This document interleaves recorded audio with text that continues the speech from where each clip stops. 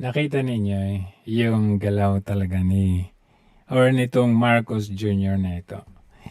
Kapag ikaw ay bumira sa kanila, asahan mo ang susunod nito. Meron silang action gagawin laban sa iyo. Bongbong Marcos and Speaker Martin Romualdez, with your permission, I'm going to Malacanang alone to challenge you into a debate about this press con with all the media as a witness. Hinamon ni dating Ilocos Sur Governor Chavit Singson si Pangulong Ferdinand Marcos Jr. at dating House Speaker Martin Romualdez sa isang debate sa issue ng flood control projects. Sa kanyang press conference kanina, Wala sa nais kang niyang ligtas. mapag-usapan ang umano'y ghost projects sa mismong probinsya ng Pangulo. Inisa-isa rin ni Singson sa nasabing press con ang mga umano'y maanumalyang proyekto sa baluarte mismo ng mga Marcos. Tama ang sinabi ni Bongbong Marcos na maraming guni-guni, maraming ghost project at palpak na flood control. Pero sa Ilocos Norte na probinsya ni Bongbong Marcos at Ayun. distrito ni Sandro Marcos, karamihan ay nandun ang mga ghost project at palpak na project. Ayun. Pero walang accountability, walang action ang gagawin nila dyan. Siyempre, sasagot ang Malacanang. Pinalaga ng palasyo ang akusasyon ni dating Ilocos Sur Governor Chavit Singson na si Pangulong Bongbong Marcos din ang mastermind sa korupsyon. Maituturing din daw na inciting to sedition ang panawagan ni Singson sa mga religious group na magprotesta laban kay PBBM. Narito po ang report ni Gary De Leon. Kaya sa mga nakikipagsabwatan upang kunin ang pondo ng bayan, Naiya ka naman, Marcos. hiya naman kayo. Galing mismo yan noon kay Pangulong Bongbong Marcos. Pero tingin ni dating Ilocos Sur Governor Chavit Singson, si PBBM din daw ang mastermind ng korupsyon. Ang mastermind, Martin Romualdez and President Marcos, ni-recruit ni Saldico para gumawa ng mga kalukuhan. So tatlo lang sila nakakalam. Tinawag pa ni Singson na palabas lang ang mga ginagawa ng Pangulo na pagsisiwalat ng mga anomalya sa Oh! flood control projects. Nilaglag ni Bongbong Marcos ang mga contractors, engineers at kasama niya to become a hero. Take note, hindi niya binanggit si Saldico, Speaker Romualdez. Dahil tatlo silang bago umupo si Bongbong. Oo, yan yung una talaga. Kumbaga lahat binanggit niya, pwera yung dalawa. Kasi tatlo nga sila dyan. Pero kinalaunan, inilaglag si Zaldico. Sinisave na lang. Silang dalawa ni Martin Marcos, Romualdez. tatlo sila nag-uusap. Hindi rin kumbinsido si Singson sa investigasyon ng Independent Commission for Infrastructure. Matatandaan itong Nobyembre, kabilang sina dating House Speaker Martin Romualdez at dating ako Bicol Party List Representative Saldico sa inirekomenda ng ICI na kasuhan kaugnay sa flood control scam. Pero si Ko lang ang tuluyang nasampa ng kaso ng buwan ding yon.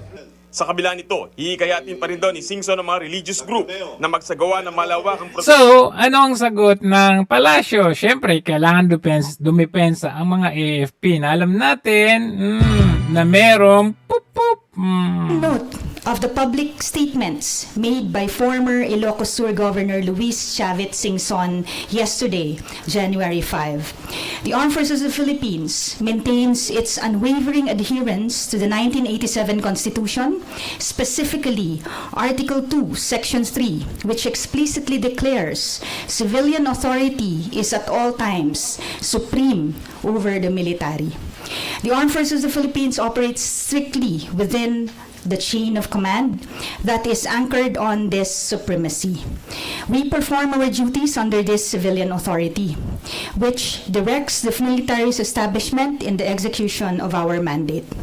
It is in this specific context that the Armed Forces of the Philippines fulfill our role as the protector of the people and the state by remaining disciplined, professional, and united. The Armed Forces of the Philippines ensures that our force is employed solely for its constitutional goals to secure the sovereignty of the state and the integrity of the national territory. Parang not the case ngayon.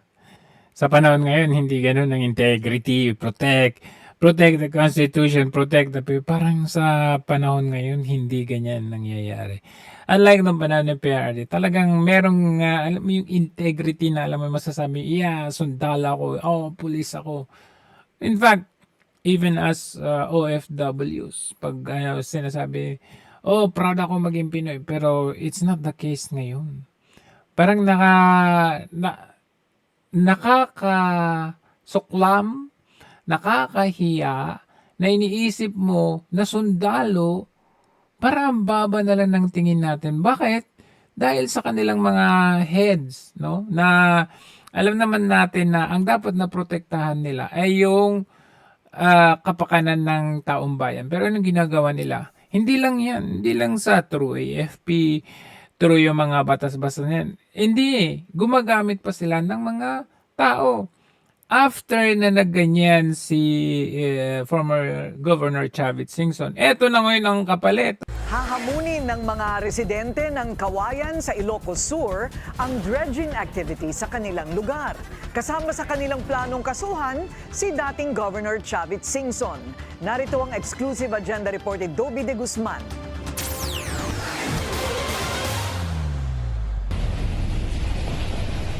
Mula nang inumpisahan ng Isla Verde Mining Corporation ng dredging sa Barangay Poro Kawayan, Ilocos Sur at Santa Ilocos Sur, sinalubong na ito ng mga protesta ng mga residente. Pero may mga residenteng Narinig ko yung Inday. Magkano? kom ang bibig dahil daw sa takot. Pwede namin kayo ma-interview? Sir, ayaw po namin. Okay ninyo ah. Hindi po. Hindi po. Kasi Nagpo-protesta daw sila pero ayaw nila magpakita. Hello! Talagang parang ano yan ah. Parang setup yung nangyari dyan. Kunwari may protesta kayo, cover namin yung mga faces ninyo. So, hindi ba interview? Saan nakakita nagprotesta daw sila? mahirap na po. May mga anak namin. Base sa pananaliksik ng Bilyonaryo News Channel, May 2024, nag-umpisa ang dredging sa bayan ng Kawayan at Santa Ilocos Sur. Ang pinakalayunin daw nito ay malinisan ng Abra River Biruin ninyo, 2024, ngayon lang naungkat yan sa mainstream media. para maiwasan ang Di ba yung timing? pagbaha sa dalawang nasabing bayan kasama ng Vigan City at Santa Maria. Ang mga nabubungkal na buhangin at iba pang mineral ay dinadala sa reclamation area sa Maynila. What people Dinadala sa reclamation area sa Manila. Reclamation, di ba sa Manila yan? Di ano yun si Isko, si Yorme, kasi siya yung nasa Maynila.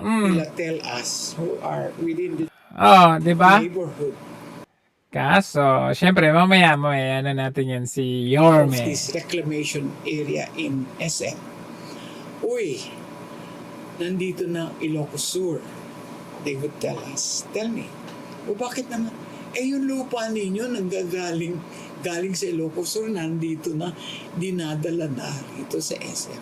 So, nandito na ang Ilocos Sur. May kita ang mga LGU sa dredging, pero hindi raw matiyak ng mga residente kung magkano dahil ipinagkakait umano sa kanila ng mga kinaukulang tanggapan ang mga impormasyon tungkol dito. Naniniwala si Atty. Cordero at mga residente na hindi lang simpleng dredging operation ang isinagawa, kundi black sand mining. Ayon sa mga eksperto, matindi ang magiging epekto ng black sand mining sa turismo at kabuhayan ng mga residente. Bukod dyan, banta rin ito sa kalikasan. Sa pahayag ng pambansang lakas ng kilusang mamamalakaya ng Pilipinas Magkano? o pamalakaya dahil sa seabed quarrying o dredging, nasira ang mga coral reef at iba pang yamang dagat kaya madalas umuuwing walang huli ang mga mangingisda. Naging talamak din daw ang coastal erosion. Biruin ninyo, 2024 pa ito pala na umpisahan. Ngayon lang lumabas. In fact, instead na unahin nila ito, bakit hindi nila unahin yung sinasabi nila na dapat ipagtanggol tayo dyan sa sinasabi ng girian dyan sa South China Sea para makapangisda. Yung totoong makapangisda ang ating mga mangingisda.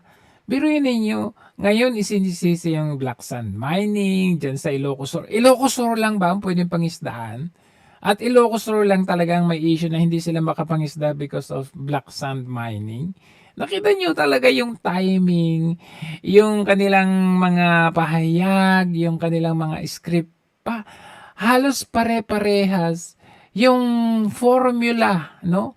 Doon sa mga, yung ginagawa nilang formula doon sa mga taong kumukundina sa corruption, sa mga katiwalian sa gobyerno natin. Asahan ninyo, merong susunod na mangyayari sa inyo. Kagaya yung nangyari kay General Pukis. Kita nyo? Siya ay tumulong lang naman, no, na i-broadcast, no, or ipalabas ang mandato sana ng kasundaluhan, pero anong ginawa sa kanya? O, yun ang hindi maganda dyan. In fact, ano, yung mga ipinagyayabag na naman ni Marcos Jr. ngayon, yung Kamalanyugan Bridge na naman, sabi na naman niya, it's a beautiful beautiful day daw or whatever yung sinasabi niya dahil merong na-open na ganyan. Alam nyo, yung ginagawa talaga ng palasyo na ito, kaliwat kanan ang ginagawa nila para makapagpasikat. But the fact remains na kinukubli nila yung sarili nilang katiwalian doon sa mga binabalita nila na alam naman natin, halimbawa itong Kamalanyugan Bridge na ito, hindi naman talaga sa kanya yan eh. Kumbaga, kaliwat kanan lang. Meron na naman sinabi, PhilHealth, na wini-waive na daw yung mga fees or yung surcharge fees, blah blah blah. Alam mo, those are just palabas lang para itago ang totoong pangyayari sa ating bansa. And in fact, nagsasalita na ang mga ibang mga kongresista, no, like itong si Erice, no, kumbaga nagsisipagbaliktaran na rin yung mga taong kumukupkup or kumakampi kay Marcos Jr. Kagaya nitong si Erice. Ay ng petisyon sa Korte Suprema, sina mamamayang Liberal Party List Representative Leila De Lima at Caloocan City Representative Edgar Erice. Birayan ninyo, nagsanib yung dalawa. Hindi ko nga maintindihan kung ano ba talaga itong si Erice, pero nakita nyo the mere fact na magkasama sila ni De Lima, na alam naman natin si De Lima medyo hinihimod ang puwet ni Marcos Jr. for the past years. Siyempre siya yung nagpalaya sa kanya. Pero ngayon, nakikita natin na sumisigaw sila against doon sa totoong nangyayari or ginagawa ng Marcos administration na ito, which is yun ang dapat, di ba? Questionin ang legalidad ng unprogrammed appropriations sa 2026 national budget. Dumulog sa Korte Suprema sina mamamayang Liberal Representative Leila De Lima at Caloocan 2nd District Representative Edgar Erice para nga maghain ng petition for certiorari in prohibition.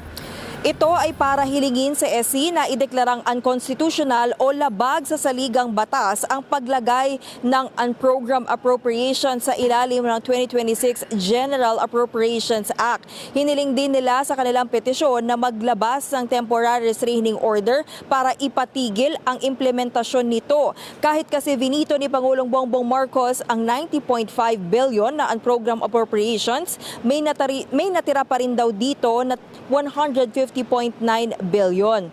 Sa kanilang argumento, iginiit nila na nagkaroon ng grave abuse of discretion na nangyari sa pagpasok ng unprogrammed appropriations na hindi tukoy kung ano ang pagkakagastusan at ibinibigay sa executive branch ang discretion kung paano ito gagamitin. Hindi raw ito ang tungkulin ng ehekutibo dahil pagpapatupad lamang ng batas ang kanilang mandato. Para kay De Lima, binabawasan nito ang kapangyarihan at tungkulin ng Kongreso na may otoridad para magpasya at mag-aproba kung saan gagastusin ang pondo. Narito ang kanyang pahayag.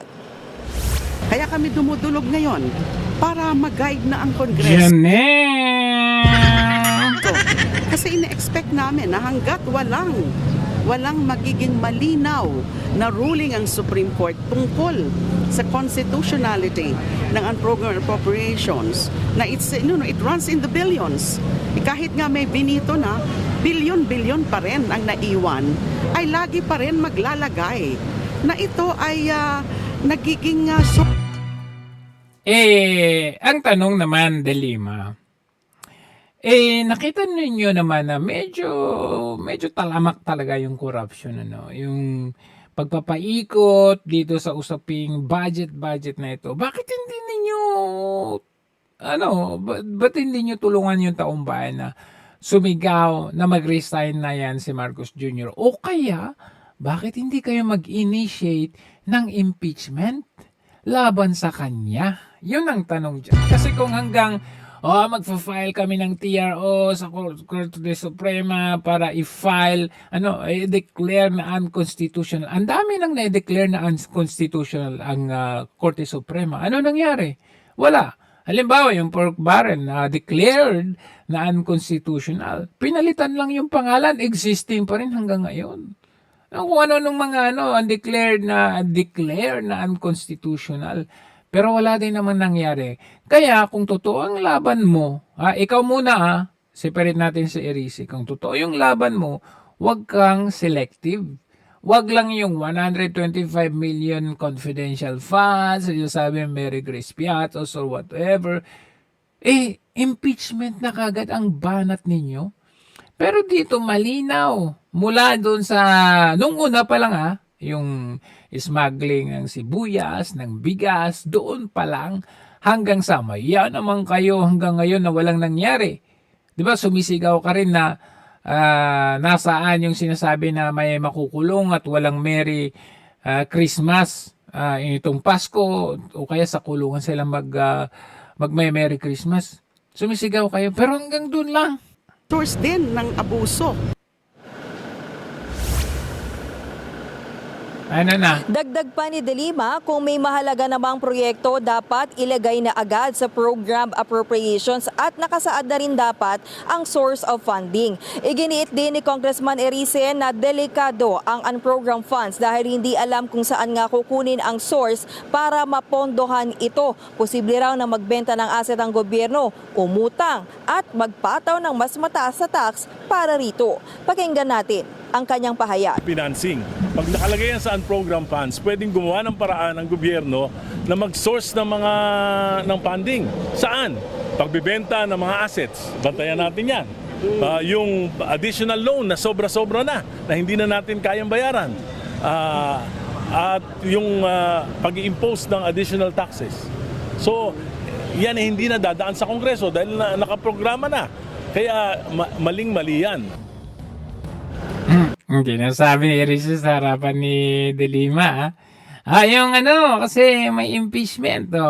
Impeachment complaint sa Kongreso si Vice President Sara Duterte sa darating puyang Pebrero taong kasulukuyan. Yan po ang paniniwala ng Presidential Sister, Senator Amy Marcos, lalo't matatapos na sa susunod na buwan. Sa Pebrero, yung pong one-year ban kung saan pwede na ulit maghaya ng reklamo laban sa pangalawang Pangulo. At sa kabila nito, wala namang nakikitang matibay na ebidensya ang mambabatas para ma-impeach muli ang pangalawang Pangulo. Kunin natin ang live... hindi ba? Yan ang isa sa pinaka-obvious na reason kung bakit ganyan ang budget ng 2026. Pa-budgetan nila yung impeachment ni VP Sara. Kilala na ba kung sinong grupong gagawa nito? Ang Makabayan Bloc sa Kamara ay nagpaplano na raw na magsampa ng kasong impeachment laban kay Vice President Sara Duterte. Yan ay kahit pa nakapending pa sa Korte Suprema yung kanilang apila para dun sa naging ruling noong July 2025 kung saan idinedeklarang unconstitutional ang naging o kaso ng mababang kapulungan laban sa Vice President. Una na kasing idineklara ng Supreme Court na unconstitutional ang paghahain ng reklamo laban kay VP Sara dahil yan sa paglabag sa one-year bar rule. Ahan na raw na muling bubuhayin ng impeachment laban kay Vice President Sara Duterte sa Pebrero. Yan ang paniniwala ni Senator Amy Marcos lalo't matatapos sa susunod na buwan ang one-year ban sa pagsisampa ng impeachment. Nanindigan ng senador na popondohan ang mga tinukoy niyang soft pork sa anyo ng mga ayuda sa budget bilang panuhol umano sa mga kongresista. Wala akong kaduda-duda magfa-file ng impeachment parang handang-handa na eh. Kasi yun nga, napakadaming goodies sa ating giniling na pork na budget. Kahit sabihin nila na talagang cleanest budget, ang tingin ko mataba pa rin eh. Ipinagtataka ni Marcos kung saan gagamitin ang pondo sa ayuda sa 2026 budget gaya ng AIX, TUPAD at MAIP at ang duda niya gagamitin ang soft pork sa pamumulitika. Maging malisyoso. Ang totoo, hindi naman talaga napag-usapan sa budget. Wala naman talaga kasi nagbubunuan pa kami sa BICAM tungkol sa iba't ibang projects and programs sa budget. Pero nung nakita ko, eto nga, ng mga gilingan ng baboy, ayan na, yung mga napakaraming... Mga baboy, giling ng mga baboy, bumababoy na sila sa ano. Of course, i-deny yan ng mga kongreso. Magkaiba, malayong-malayo itong dalawang issue na to. Grabe itong taong to, no? Panahon ni Duterte, alam nyo kung ano? Impeachment at saka yung Lumalabas talaga ang kulay ng isang tao pag ganyan ang usapin. the way we approach the budget process. So I don't know why they keep on trying to connect na hindi naman dapat mag-revolve sa isang tao ang pondo ng bayan. Hindi umiikot sa iisang tao ang mundo ng mga kongresista. Talaga? Anong ginawa niyo doon sa ano? Hindi daw umiikot, di ba? Last year nga, anong ginawa nila? Yung Quadcom, tapos umabot pa sa Tricom, ay nako. Tapos sasabihin nila hindi umiikot. Talagang na-device yung kanilang mga hearing para sa mga Duterte. Mga galawan nila na-device sa mga Duterte, sasabihin hindi umiikot sa isang tao lang. Hello? House Committee on Appropriations Vice Chairperson at Assistant Majority Leader Lanao del Sur Representative Sia Alonto Adjol nang tanungin sa pahayag ni Senador Amy Marcos na ang pork barrel umano sa 2026 budget ay posibleng magamit upang itulak ang panibagong impeachment laban kay Vice President Sara Duterte. Alam mo, yung concern namin sa House of Representatives revolves around our concerns to better our service to our constituency. Nagre-revolve yan sa concern natin sa ating mga kababayan. Hindi po nagre-revolve sa isang tao ang the way we understand and the way we approach our budget. Kung totoo yan, dapat tinitignan ninyo lahat, no? Lahat, hindi lang iisa or hindi lang yung pili. Kasi nagtataka talaga ako, no? Ang dami ng mga issues ng corruption dyan sa Kongreso. Pero nakatutok pa rin talaga kayo sa mga Duterte. Unlike, for example, itong si Erice, kontrahin man ng mga ibang kongresista na may ganito. Meron din naman sa mga minority, kagaya ni Erice, ang talagang medyo vocal, ano? Sabi nga natin, medyo hindi natin sure kung ano ba talaga itong si Erice. But somehow, meron siyang mga banat talaga na alam yun that we can say na ito yung dapat na boses na gusto natin marinig, hindi dahil gusto natin, but gusto natin marinig dahil ito yung para sa bayan. Diba ganun yun? Tignan natin yung mga bits sa mga For what? interviews. Is it because of a supposed schedule? I mean, Senator Amy Marcos was talking about a supposed schedule, February, to refile the impeachment complaint against Vice President Sara Duterte.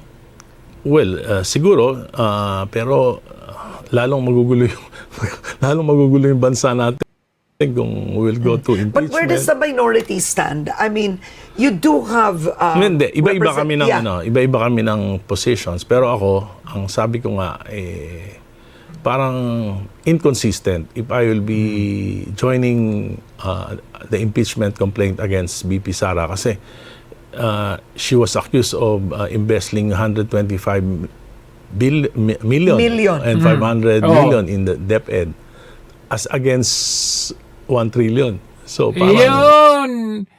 Tama yun! Kumbaga, yun yung lagi nating isinasa boses na eto millions to Hindi pa napapatunayan and meron pang dinidinig pa yan sa COA. Mayroon pa tayong inaantay na result dyan. Pero anong ginawa nila to the point na nagkaroon sila ng impeachment complaint, parang ganun. Pero dito sa kabilang daw, pinag-usapan billions to trillions, pero walang impeachment na ikinakasalaban sa leader dito. Walang mga sinasabi, magpapasko sa kulungan before or December 15. Sigurado ako, sabi pa nung leader na yon. Pero ano nangyari? Wala, di ba? Yun yung sinasabi natin na double standard. Sinasabi niya, tama naman. Kung buti pa, impeach na lang natin pareho para Yan. Consistency, kumbaga. I don't think that's possible. I don't think that's possible. Seriously speaking. So are you saying you will not support the impeachment of Vice President Sara Duterte? No, I will not sign that kasi nga nakita ko na-incentivize yung mga 19 Congress para Incentivize, which confirms or confirming yung sinabi ni Amy Marcos. Maganda, meron tayong mga ganitong mga personalidad. Bagamat from time to time meron silang mga questionable moves or mga statements. Pero alam mo yun, from time to time din, nakikita natin, ito yung tama eh. Incentivize to eh. Oh, blatantly, sabi niya, hindi ako pipirma niyan. Kasi incentivize. Kasi alam natin, magiging magulo lang yung bansa natin, which is si PRRD. Alala natin, kapapanalo pa nga lang ng tao, kumakasa na ng impeachment laban kay Lene Robredo, yung mga kalyado ni PRRD. Ano sabi ni PRRD? Stop that. Mandato yan, binoto yan ng taong bayan, stop that. Hindi ako papayag na gawin ninyo yan. Bakit? Lalong gugulo yung bansa natin. mag-impeach sa kanya. So paano yun? By saying this right now on the head start, baka wala ka ng pondo na ilabas sa'yo. Ay, okay lang yan. Talagang ganyan. Alam niyo, reality kasi, yan yung fear ng mga bawat kongresista kung bakit ayaw nilang magsalita. Kung bakit nakikita ninyo ngayon na mga himudpuet sila dahil pondo sa kanilang lugar. At alam niyo, ang masakit pa nito, iniisip kuno nila yung pondo para sa lugar nila. Pero hindi yun talaga ang kanilang concern. Kailangan may pondo sa lugar nila para may maibulsa sila sa kanilang mga bangko. Yun eh. Kasi kung wala silang pondo, ano ibubulsa nila? Wala. Does it really happen? Well, alam mo, tagal ko na sa politics, 50 years eh. So this is my siguro mga last days in politics. So gawin ko na lang yung tama na sa tingin ko. Natawa naman ako sa iyo, Rize, no? 50 years ka sa politics, last remaining years mo na, kailangan mong gawin yung tama. Ibig mo sabihin, with the prior to these remaining years mo, hindi ka gumawa ng tama? Ano ba yun? No, but has that happened to you, for example? Yes, during the time of Duterte, I was the first one who spoke against the war on drugs. So for 1 year, tinanggal yung pondo ng distrito. Oo. Pero I never talked to them. Okay. All right. Now I want to ask... Yun yung tama. I mean, kumbaga, hindi lang nakikita natin na kumontra din siya nung panahon ni PRRD. Kumontra din siya pag nakita niyang may mali dito kay Marcos Jr. Which is iba eh. Kasi kung kay PRRD, kinontra niya yung drug war ni PRRD. And later, the latter part, nakita natin yung effect nung programa na yun ni PRRD. Eto, ibang-iba. Kasi, kinokontra niya. Tama yung kontra niya. Bakit? Corruption yan eh. Ano epekto sa ekonomiya? Ano epekto sa mamamayang Pilipino? Diba? Ang laki ng epekto nito. Ang epekto ng drug war ni PRRD. Marami ang nagsasabi na nagbago sila. Marami ang nagsasabi na tumahimik ang kanilang mga lugar. And that's the difference. Ask you about the DPWH budget. So the DPWH budget has been significantly reduced. Yes. Right? Yes. But reports have it... Nilagay naman nila sa DepEd. Nalam naman natin na may issue din to si Angara sa usaping project. In the end, 2/3 of it still went to allocables. Well, importante rin talaga. Yung allocables nga, yun ang mali kasi hindi equitable yung distribution eh. Not on the need, not on... For example, walang basis eh. Ano bang basis yan? Allocate ko lang ito para sa ganito. Allocate ko ito para sa ganito. Ito lang para sa ganito. Kumbaga discretion ng isang kongresista yun eh. Hindi siya, kumbaga from the term allocable. Discretion yun, bahala na siya. Population, land area, yung economic status ng lugar. Walang ganun eh. Basta ang nangyayari na lang, nagkakaroon ng mga submission sa DPWH ang bawat district engineering offices. Tapos, it's the DPWH who decides kung ano-anong mga projects yung ilalagay sa bawat distrito. Agree. At tingin ko mali yun. Mali yung dapat Sobrang talaga mali. may parameters in allocating funds on the basis of need, on the basis of population, the basis of land area. Because the problem now, so there is no flood control in this budget. Although meron pang MOOE apparently, there's 2.5 billion for existing project maintenance. Pero alam mo, yung mali yun. Tingin ko, Yeah. ano yun eh, knee-jerk decision ng presidente Yeah. yung pag-aalis ng flood control. Kaya by June, July, mararamdaman ng mga tao yung lalong matinding pagbaha. So, sisisihin uli ang presidente. Bakit mo tinanggal yung flood control? Ang sabi, meron pa raw flood control project na na-hold nung 2025. Eh, yan nga Oo, di ba? Kasi 5,500 flood control ang natapos na. Kasi ang sinasabi nila meron 9,000 something na project ng flood control. Tapos nag-announce siya na 5,500 ang natapos na. Pero lumabas na halos ghost projects or halos wala yung 5,500. So ibig sabihin, it's not 5,500. It's almost nothing ang nangyari sa 9,000 na project ng flood control. Tapos ngayon, binawasan significantly ang project sa flood control, thinking na baka malilesen yung galit ng taong bayan dahil sa isyung controversial na flood control. Diba?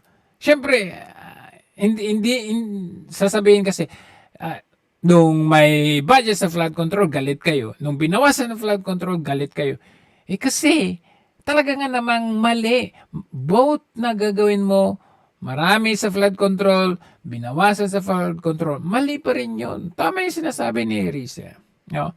Nung marami ang budget sa flood control, binulsa nila.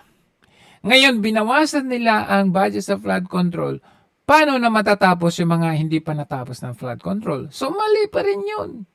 The mere fact na mali yun, mali na naman na nilagay nila significantly larger budget doon sa Department of Education. May issue yung tao na pinaglagakan nila ng malaki. Kasi last time, DPWH, di ba? May issue yung si Bonuan. Nagka-hearing pa sila. Kunwari, under yung dating senador na si Bong Revilla during that time. Tapos, ngayon, sa Department of Education, itin-transfer yung big chunk ng budget. So, mali na naman ito. Walang katapusang mali ang nangyayari kasi corrupt ang leader. yung mga kalokohang project eh. So dapat siguro, isa-isahin kung ano yung matino, yun yung i-implement. Yung hindi matino, yun ang tanggalin. Now, the unprogrammed appropriations, no, what would happen if, for example, the Supreme Court sided with your petition and they issue a TRO? What can happen to the 2020? Yun ang tanong. Ano mangyayari sa TRO? No, yung unprogrammed funds lang. Yun lang yun. Hindi naman yung So hindi naman the technically, whole- services will not be affected. But The whole budget will not be affected. Only the unprogrammed funds. can the Supreme Court just make an outright decision and say, Well, we have a prayer for a temporary restraining order para hindi mo na gamitin yung unprogrammed funds. hindi, iba yung hindi mo na gamitin, iba yung hindi na kayo pwede maglagay. Pwede ba is that part of your petition? Ano pa lang naman eh, yung for the 2026 budget, para hindi magamit yung unprogrammed funds, humihingi kami ng restraining order. Yun lang. Pero eventually, syempre, ang gusto namin, mag-decide na talaga ang Supreme Court. Not just for 2026, but for the next years. Yeah, but is the Supreme Court decision actually, I mean, while it is binding and it becomes the law of the land, is it really respected and followed when making the budget? I'll give you an example. The PDAF.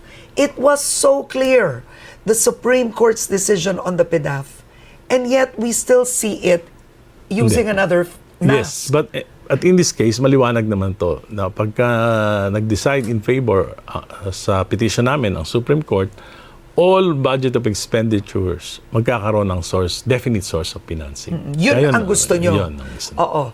Pero, pag nag-decide, pwede pa rin may unprogrammed appropriations na rider. Dapat matanggal yun. Wala na. Pag nag-decide ng Supreme Court, wala na. At nagtataka nga ako kay Presidente, kung tinanggal niya yan, di wala nang issue. Ayun. The problem, Yung paano mga pork na sinasabi na yan, policy issue yan ng Presidente. Hindi, kaso paano niya tatanggalin yung support to foreign assisted projects? Ang sinabi niya naman, hindi pa naman final eh. So, Ano ba naman? he can always ask for a supplemental budget kung ready na yung proyekto.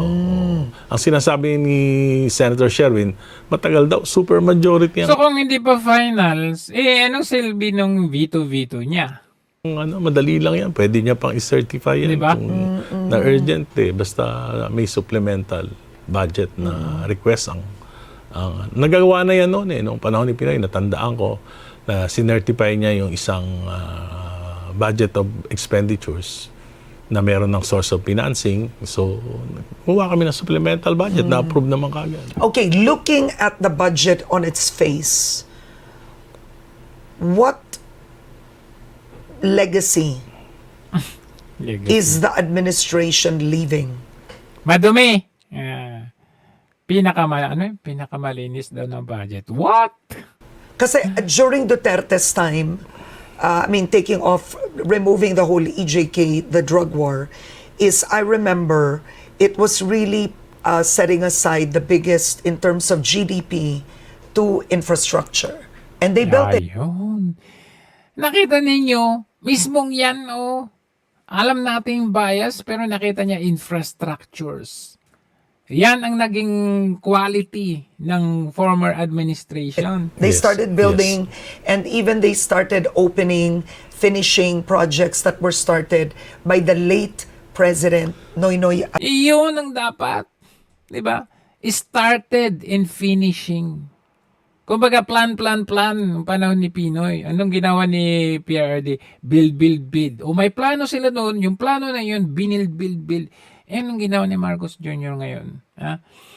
Yung build ni PRD, claim naman ni Marcos Jr. Okay? Grab naman ni Marcos Jr. O kagaya yung Kamalanyugan Bridge na yan, bago lang Ngayon lang yan, na halos lahat.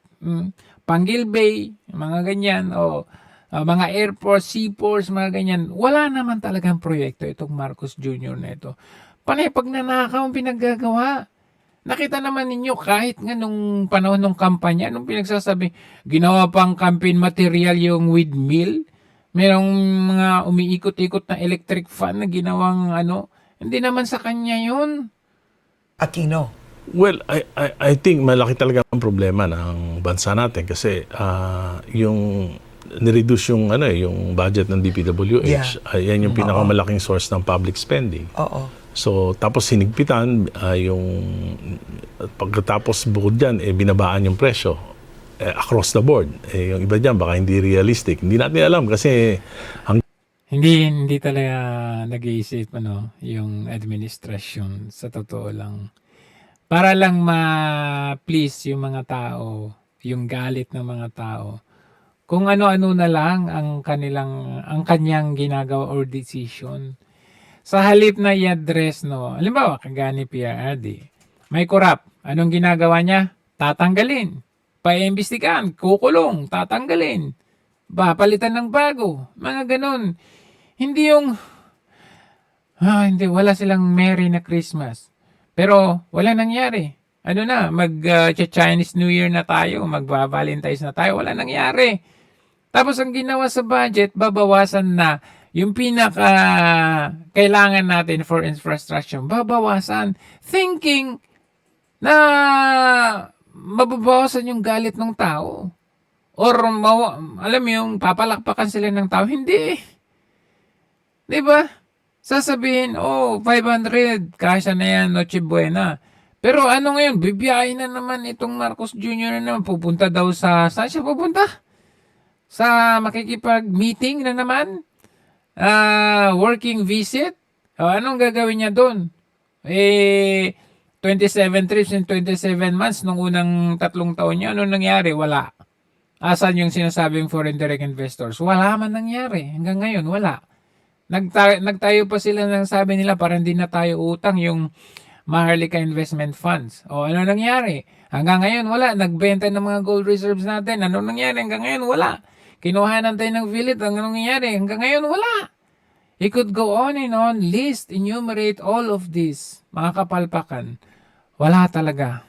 As in. Hanggang ngayon nga, usually mga November, December, nagbibidding na for the following year. Ngayon, January na, wala pang announcement kung anong rules ngayon ng bidding. Yeah. So baka makapag-bid yan, February, March. So yung public spending for the first quarter talagang bababa. So yung GDP natin, ang forecast ng mga experts, baka swerte ng maka 3% by first quarter. And would this be lower than COVID? Maybe. Kasi maski mga contractors, takot nang mag-bid. Sabi nila, hinto muna kami, hindi maliwanag yung rules of the game. So, exactly. Hindi talaga naisip ng administrasyon ito yung mga magiging effect ng ginagawa nila. Siyempre, kahit ako contractor, hindi na ako kung tatanggapan ako, hindi na siya yung quality kasi nakita na natin yung issue tapos binawasan pa yung budget. Ano na yung may bubulsa ako as contractor? Wala na. hinto muna kami. Kaya nakita natin, pati So yung in the quest na mabawasan ang corruption, binawasan ng budget ng DPWH or specifically yung flood control, mas lalong nadodoble yung corruption. Kasi kung magkakaroon man ng proyekto dyan sa DPWH, madodoble kasi konti na lang yung budget nila. So anong gagawin? Wala nang magiging project. Kasi nung malaki nga yung budget, ibinulsan nila big chunk of it. Paano pa kaya yung walang budget? Malit na budget. Ibubulsan nila yan talaga. So, doble talaga ang corruption na mangyayari dyan. Retail nung Pasko, di ba? Bagsak ang retail. Ang sinasabi sa akin ng mga negosyante, bagsak sila by as much as 50%. Yeah. So, hindi ko alam kung ano ang magagawa pa ng administrasyon except siguro yung pagbibigay na ng ayuda, yun na lang siguro. But ang pagbibigay ayuda na lang ang project. ng ayuda, do you see that as actually growing the economy? Well, siguro public spending, di ba? Yun pa rin, yun ang ano yung pilosopo public spending, growth. Paano naging growth yung public spending, di ba? I mean, yun na lang yung growth na mangyayari dyan. Kasi ayuda. Bibigay ka ng ayuda today, what are you gonna have tomorrow? Binigay mo yung ayuda today, paano naman pangangailangan nila bukas? So, you're just giving them the fish. You're not teaching them how to fish. Literally, ganun ang nangyayari dyan Ayuda ka ngayon, bukas wala na. Wala na silang makain. So, ayuda. Pag may kailangang botohan ng ganito, boto for impeachment, okay, magbigay ng big chunk of money. Pag kailangan ng pirma ng ganito para sa ganito, sa ganyan, okay, big chunk of money in the name of ayuda. Ang infrastructures natin, nasaan na? Wala. may bibigay nun. Magkakaroon ng pambili yung mga tao.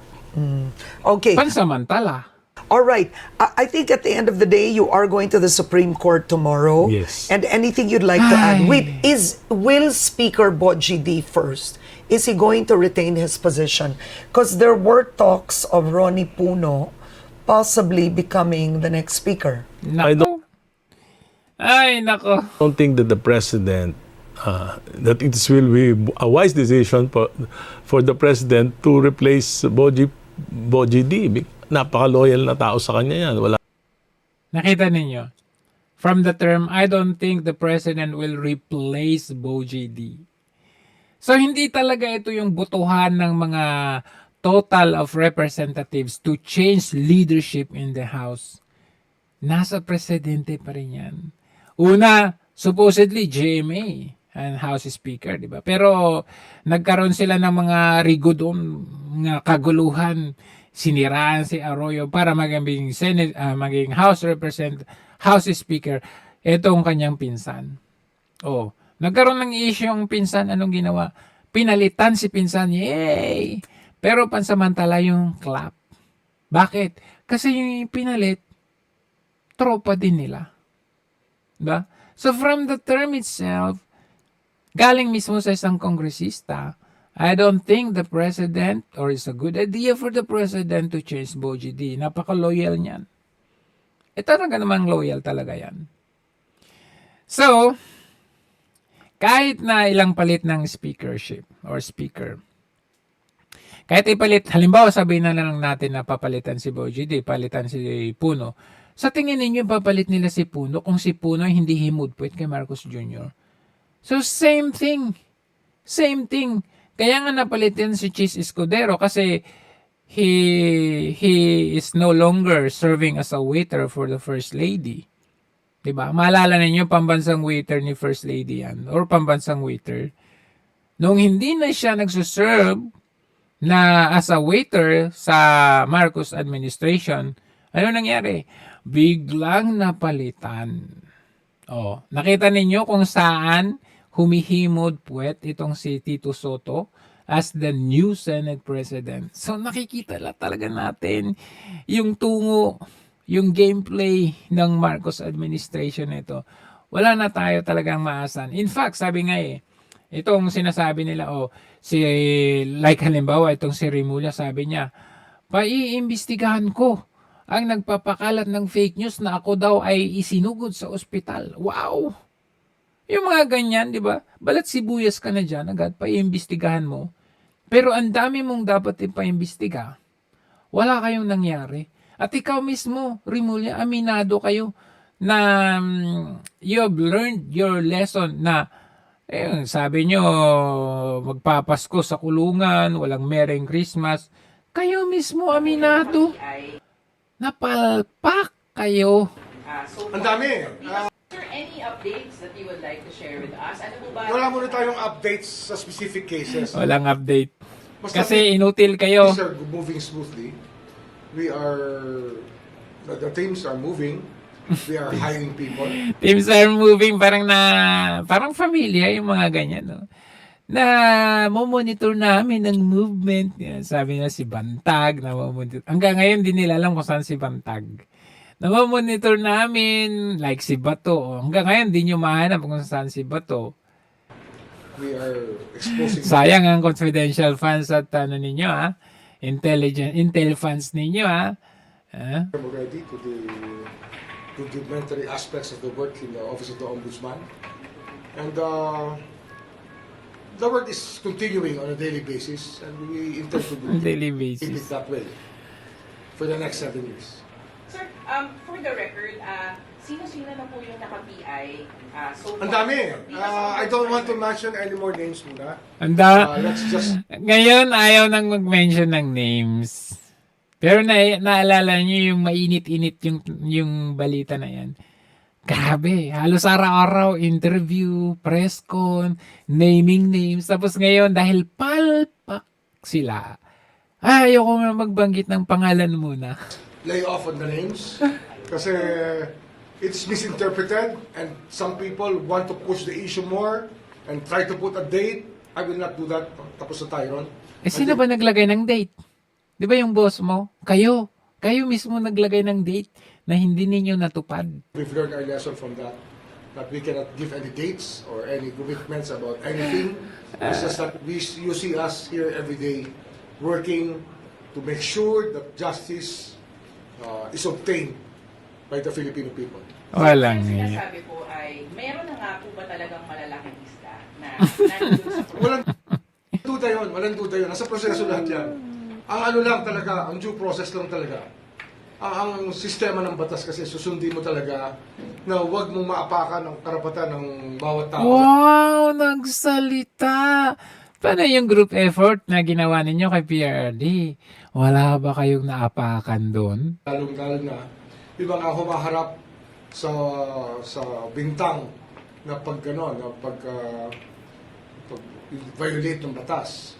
Kaya due process talaga ang Due process. kailangan natin dito. Yan ang pinangangalagaan natin sa ligang batas.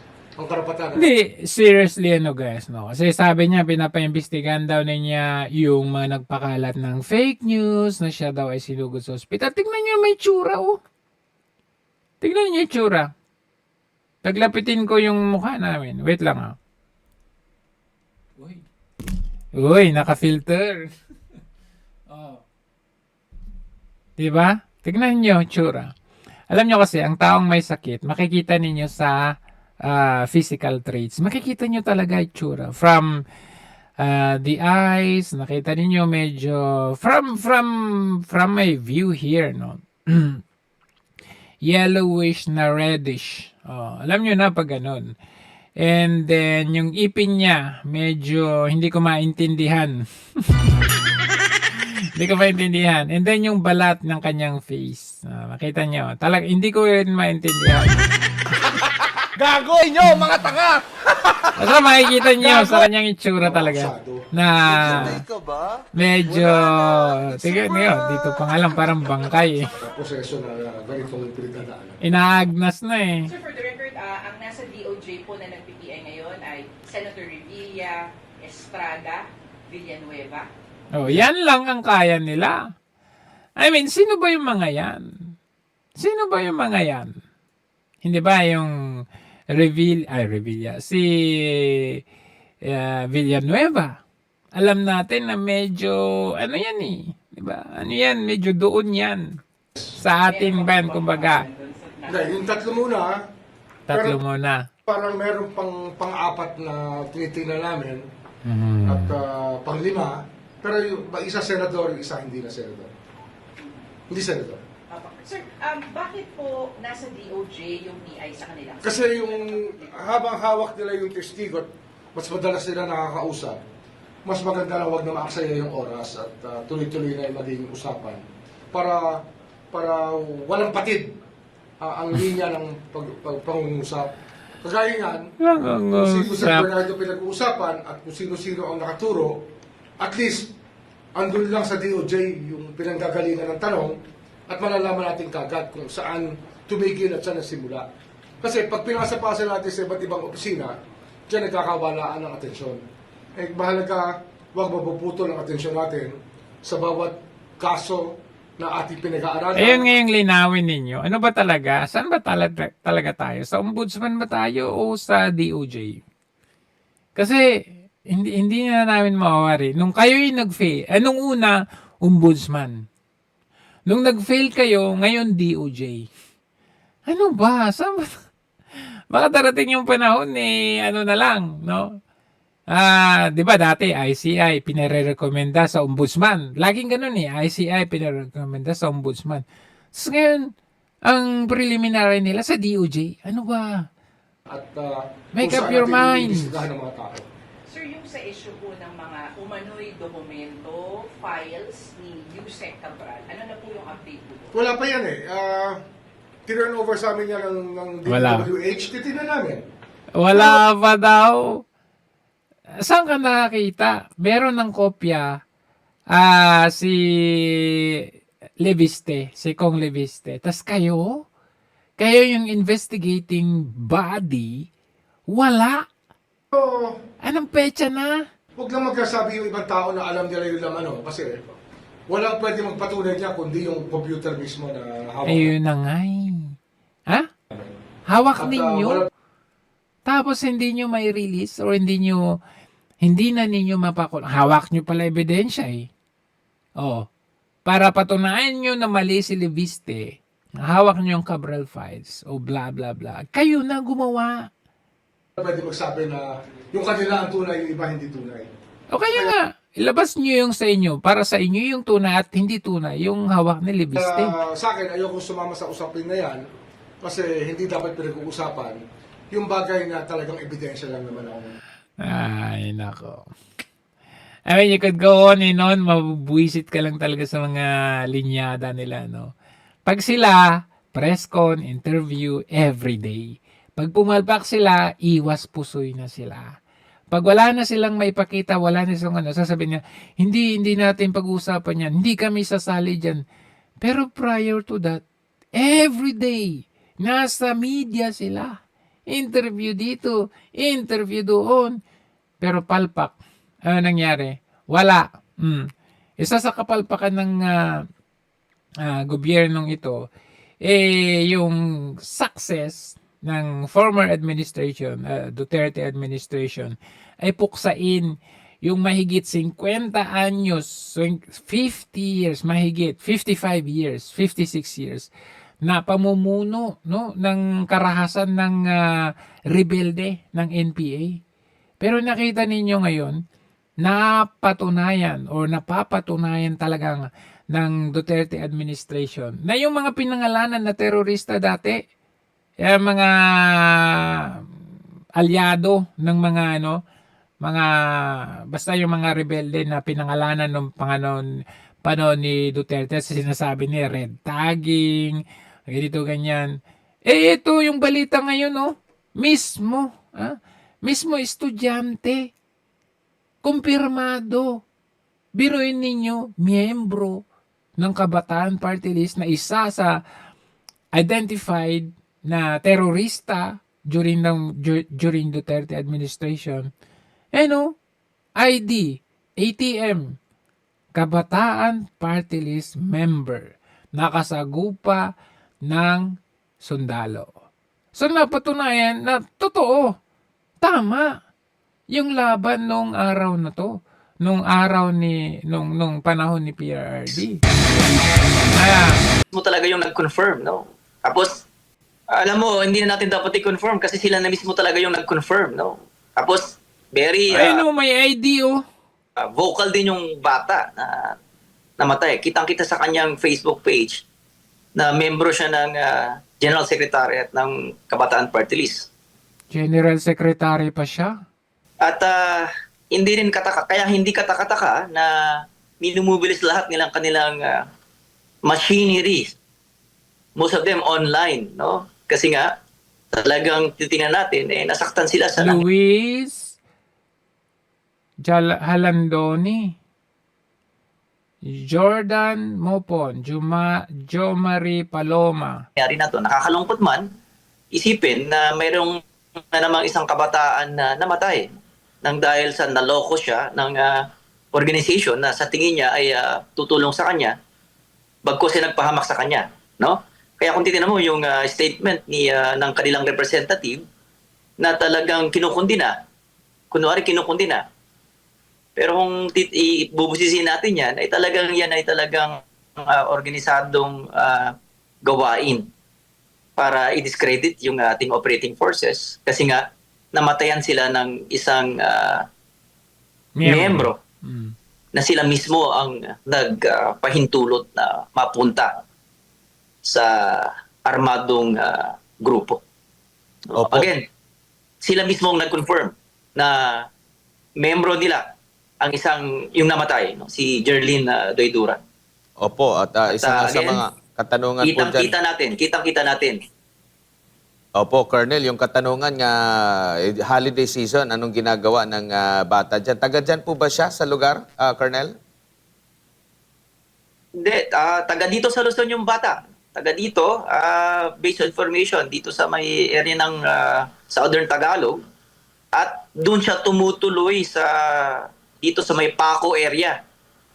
Sa kanyang relative, no? Sa kanyang relative, no? At based doon sa information na nag-gather din natin na last na contact daw doon sa bata ay 24 December at ang sabi niya, hindi siya makokontak sa panahon na ito. Yung sinabi niya, hanggang yung New Year, 24 to New Year, na hindi raw talaga siya makokontak. Okay? So alam natin na yung bata talagang hindi aksidente yung pagpunta nila doon sa area. At hindi rin research ang ginagawa nila na sinasabi ng Kabataan Party List na nag-research daw yung mga bata na to. Siyempre, pagtatanggol yan ng mga militanting grupo. Alam na this, siyempre mga kamiyembro nila yan. Ito yung nangyayari kasi sa talaga naman totoong nangyari yan. Yung penetration nila into the government, into church, different congregation, different groups, sa government functions, nakapasok na sila. Kumbaga systematic eh. Ano yan, in-expose pa nga ng mga former cadres like itong sino yung former cadres na na-interview natin dati? Si Ka-Eric, Ka-Eric Celis. Mga grupo nila na umalis dyan, in-expose nila kung paano yung systematic ways nila, paano makapag-infiltrate, makapenetrate sa government. Nakita ninyo ngayon, mga sumisigaw sa lansangan ng mga yan, mga rebellion, mga yan, na ngayon, na sila, kongresista na silang matatawag. Using the party list system. Sara Ilagon, congressman na ngayon, tinatawag. Tag yan as one of the groups. Kumbaga, ayan sila Raul Manuel ng mga yan. Yung may kaso nga yung si Franz Castro. Pero nakita ninyo how they were able to penetrate the government. Mga militanteng grupo. Pangunahing ilang nila ngayon ay ilitaw si Chantal Aninoche na nandoon umano sa area nang magsagawa ng operasyon ang Armed Forces of the Philippines laban sa New People's Army o NPA. Chantala ay isang researcher at isang dating Pilipinong US student leader mula sa Estados Unidos. Nakita ninyo? Ganyan ang gagawin nila. Pag may napatay na miyembro nila, sasabihin nila, violation of human rights. Nagre-research lang po kami. Ganun. Stop the bombing. Stop the killing. Pero sila yung pumapatay. Kasi idinadaan nila kuno sa legalidad. Idinadaan nila kuno sa human rights violation. But the fact remains, sila yung nagva-violate sa human rights. Sila yung pumapatay, sila yung sumusugot, sila yung nanununog. Hindi lang natin sila makondina ng rektahan kasi nasa government na sila eh. Kagaya nito, may napatay na miyembro. Sinong nagtatanggol sa kanila? Yung mga kongresista na affiliated sa grupo nila. Na nawala simula pa noong January 1. Sabi ng karapatan, inaalam pa nila kung paano napunta sa lugar si Chantal at ang nasawing estudyante mula sa isang universidad sa Maynila. So kung Nasaway na estudyante, di ba? paano po pumunta doon, yun pa po yung aming iniimbestiga rin. No? Paano pumunta ron si Jerlyn, no? At saka si Chantal. No? At the same time, we were made aware na for example, yun yung nangyari kay Jerlyn dahil po doon sa reports din po sa local community, ganun din po kay Chantal. Ang aming po nakuhang ulat ay nandun sila pareho para doon sa immersion program. Patuloy nag-iit ng grupong karapatan, may 3 pang katutubong nasawi bukod sa estudyante na nauna namang itinanggi ng AFP. Ang universidad kung saan nag-aaral ang estudyante, nagbigay na ng kanilang pahayag. Itinanggi na mayroon silang anumang paunang kaalaman at hindi sila nagbigay ng pahintulot, pag-endorso o pag-aproba ng anumang pananaliksik. Kaya alam nyo, may mga nagme-message na sa akin. Anong sabi nila? Bumalik na yung lakas at puwersa ng mga NPA ngayon. Ngayong administrasyon. Kasi nung panahon ni PRD, pulbo na yung mga yan eh. Napulbo na yan. Kumbaga, hindi naman 100% pero 90, siguro mga 98%. Malapit na. Ganyan na lang Ganyan na lang. Natapos ang termino ni PRRD, akala natin tuloy-tuloy na yan hanggang sa 100%. Wala. Ganun, bumalik na naman sila. Yung puwersa nila, syempre idadaan nila sa mga ganito. Yan, sa mga ganyan-ganyan. Pag may napatay na miyembro, magrarally sila. Pagmamalabis ng militar, stop the bombing, karapatan. Ang dami nilang mga paikik in the name of legality or human rights. Pero sa totoo lang, wala na. Tayo na po ay napag-iiwanan sa totoo lang. Anyways, ito no, medyo ano no, medyo hindi ko alam kung bumabaliktad na ba itong si Mon Tulfo na alam naman natin na himudpuet kay Marcos Jr. Tingnan natin, mukhang bumabaliktad na nga. BBM o si Martin? Baka si BBM. Ang mabait. I think hindi ako naniniwala na mabait si BBM. Kasi... kontrahin mo, Tulfo. Bakit niya ginawa ito kay Sara Duterte? Kontrahin mo yun. Di ba boss mo yan si Marcos? He begged her. He begged her to be his running mate. Or siya ang vice president kung tatakbo si Sara president. Sara slid down. There were only 4 people in that room. BBM, Were you there? person A, and Sara. The person A told me. So, pinagbigyan ka na without even conditions kung kanino yung secretary of ganito, portfolio akin, ganyan. Wala daw demand si Sara Duterte. Tapos within 1 year. Hindi, ang ano nga lang, hiling nga lang yun. Hindi naman demand eh. Kung pwede yung DND, hindi binigay, ang binigay DepEd. Tinanggap na nga, nagtrabaho nga ng maayos, pero wala pa isang taon, tinraidor na. Sinaksak mo na. Pinalitan mo yung speaker, dapat si GMA yung speaker. Kasi ang gusto talaga ni Martin Luther King Romualdez, siya ang speaker because he wanted to be the next president. So, inintriga niya ngayon si BBM. Na yan si... Ay, anong sagot mo niyan, Mon? Tito Mon. Sara? Sasaksakin ka niya, she's gonna topple you. Hello? Kung gusto siyang itapol ni Sara, why didn't she just run in the first place for president? Exactly. Nandun na yun sa kanya, na silver, golden platter. Kasi lang, pag alam mo... ba't tahimik ka mga Tito Mon? Tito Mon! Pag nagko-cocaine, napapraning. Paranoia. Yeah, paranoia is really a symptom Anong mga of signs na cocaine anong mga addiction. signs na nagko-cocaine si BBM? Ha? Ano, tinanong mo pa yan talaga? Hindi ka man naman tanga at gago. Gago inyo, mga tanga! Hindi mo alam? With apologies to those who have Tourette syndrome na mga PWD, ha? Tingnan to, Joe. Diba, I became famous nung kampanya, may hawak akong Coca-Cola. May inom ako, tapos gumagano'n yung Joe. That's cocaine, Joe. Kita mo gritting of the teeth. Nag-grit yung teeth. That's cocaine. Yun. Ano pa? Yung dollar, peso. Comparing nung panahon ni PRD, tingnan ninyo Noong 2016, ayan, tingnan natin, 2016, 50.26. First year ni Marcos Jr., 59. Ha? 59, 2022. 59.35. Pero 'di ba ang last year ni PRRD 2021, 'di ba? 51.31. Nung pumalit ni sa Marcos Jr. ng 2022, 59.35. Grabe yung itinaas from 51.31 to 59.35.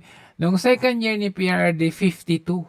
2 pesos ang itinaas.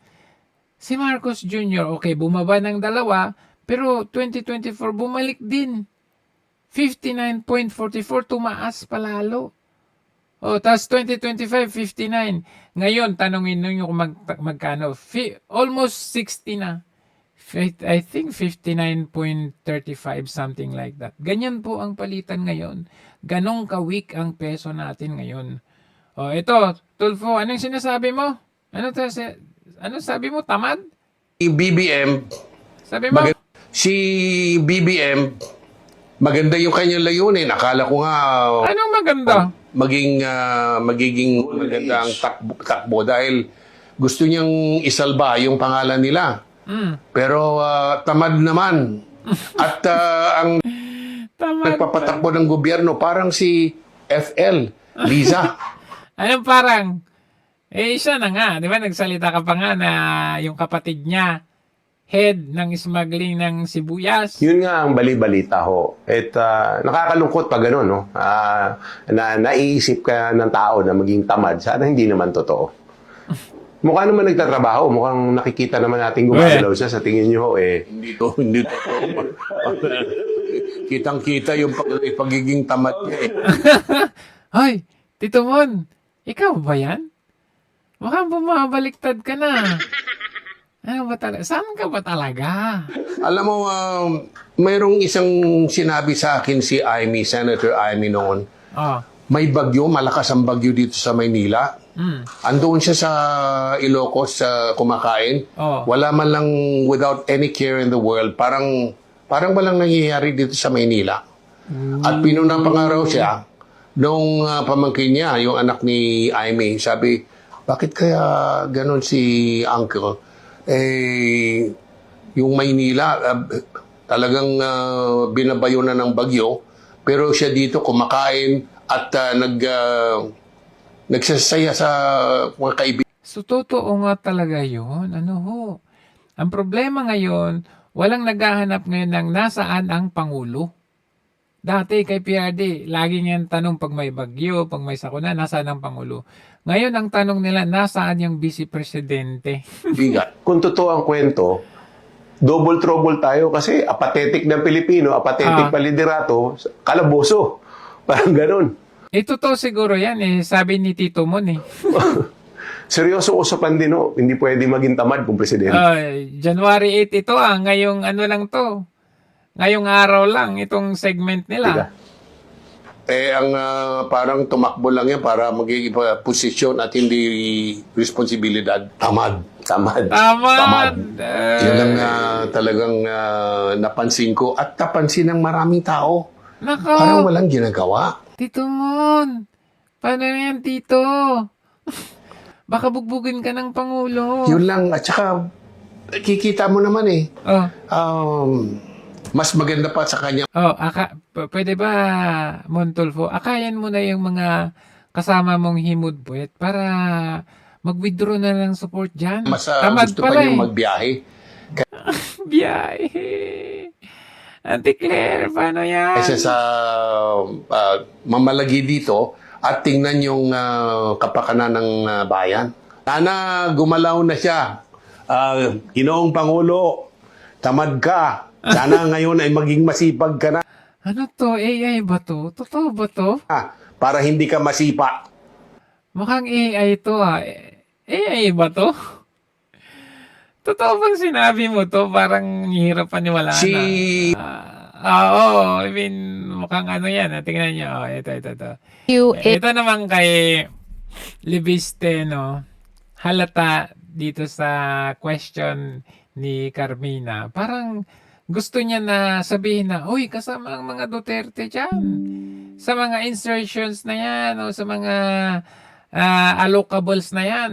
Pinipilit niya, tingnan niyo. If you saw any of the Dutertes on that list?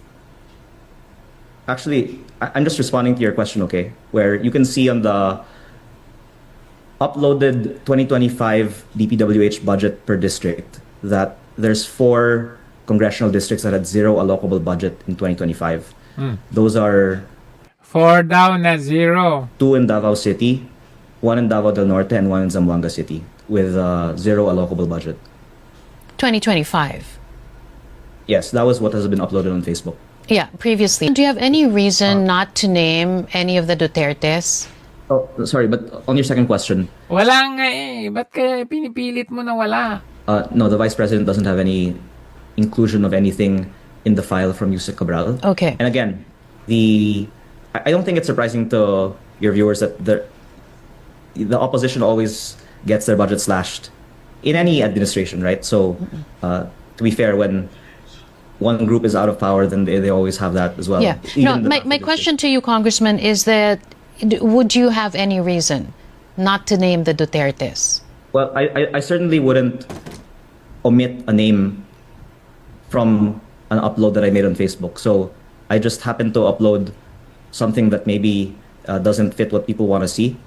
And if it was other than that, I would still upload it.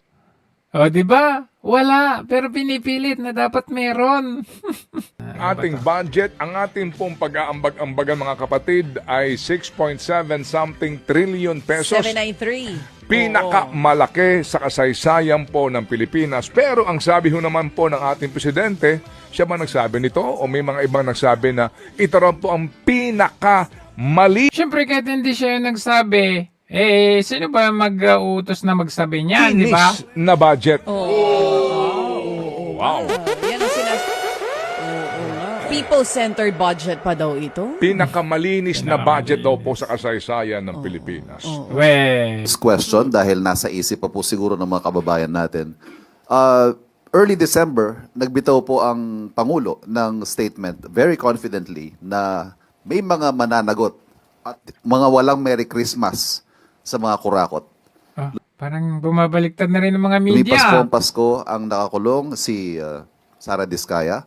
Ano ho ang tugon ng Pangulo dito na hindi ho yata nangyari yung kanyang ipinangako may mga walang Merry Christmas? Ang binanggit po ng Pangulo doon sa kanyang report ay sa mga taong nabanggit niya. Ang binanggit ng Pangulo ay hindi po 2025, 2026 December. Marami ang hindi magiging merry ang Christmas. Ah. Wala naman siyang binanggit kung sino ang pangalan. Pero tandaan natin, sa higit na 4 na buwan, may mga nakulong, may mga warrants of arrest na na-issue, may mga nagtago, mayroong nakikipag-usap at nagsisettle at ibinibigay. Hindi yun yung issue. Nakipag-usap na ibabalik at nagsisettle. Hindi yun eh. Sabi may papasko sa kulungan, pero anong nangyari? Rather, restitution. Isinusole ang karamihan sa kanilang mga kickbacks. Hindi yan sole ang gusto namin, makakulong. Yun nga yung pinangako eh. Itong pinaka-leader ng ating bansa, ito problemado.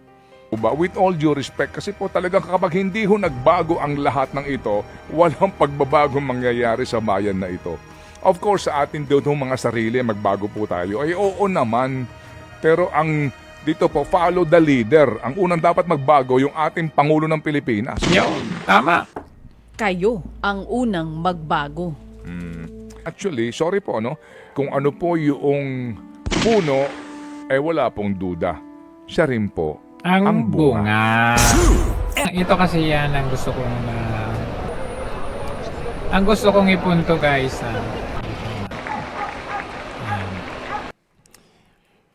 While yung mga iba ay like Chavit Singson, dati talagang sumuporta sa presidency ni Marcos Jr. In fact, even yung kanyang kapatid, no? They are starting to withdraw support kay Marcos Jr. Kasama nila dati yan eh. Sila magkakasama. Nagwi-withdraw na sila ng support. Kinukundina yung mga kabalbalan, kabaluktutan, corruption, at kung ano nung issue, kapalpakan. Ito naman si Yorme, no? Hindi ko na ito maintindihan eh. Na kasama natin dati, no? Kasama natin dati sa laban sa pagkundina kay Marcos Jr. nung panahon ng election. Parang kabaliktaran, no? Siya na kumukundina, sasabihin niya na sisingilin niya yung tax na hindi nabayaran. Ikaw kung leader ka, dapat be a role model. Yan, magbayad ka ng tax mo, sisingilin. Tapos ngayon, ganito makikita mo ngayon sa kanya, himod puwet. Correct me if I'm wrong kung hindi to paghihimod puwet, no? Kayo nang manghumusga. Pero, siyempre, sasabihin ng iba sa atin na mga naging kasamahan natin na, ano ka ba, Joe? Siyempre, kailangan natin makipagkaisa.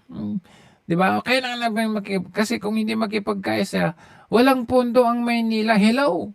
Nagawa yan ni Yorme nung panahon ni PRRD na hindi niya kailangan maghimod puwet kay Duterte noon. Pero nagawa niyang linisin, ayusin ang Maynila with just span of 3 years. Tapos ngayon parang namumulubi ka na kailangan mong maghimod puwet para magampanan mo, para magkaroon ka ng pondo para sa Maynila.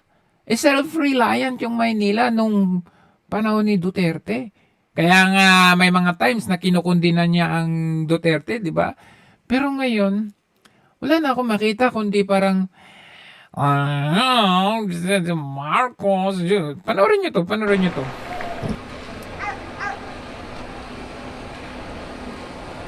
Una sa lahat ay nais ko po ipagpasalamat on behalf of the people of Manila to our Commander-in-Chief, President Bongbong Marcos Jr.